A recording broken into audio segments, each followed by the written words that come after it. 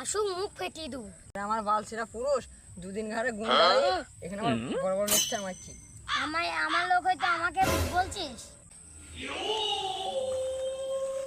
বস ও তো আসছে। ওদের আসছি দে।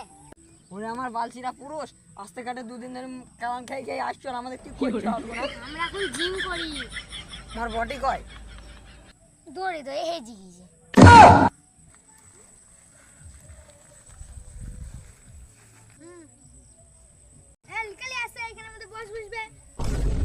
আরে দেখতে পাচ্ছিস না আমাদের বস বসে আছে? সর এখান থেকে। দেখতে পাচ্ছি না আমাদের বস জিম করে মাল। এখন একটা ঘুষ মারে 60 ফুটে মরে যাবে, এখন উঠতে হবে। হাঁটু মালগুলো একটু জেদি হয়। এই দেখিস তো ভরি দু পুরো। তোরা এখন পালাবে না, আমাকে উঠতে হবে। তুই এখন ওঠ। ঘুরে আবার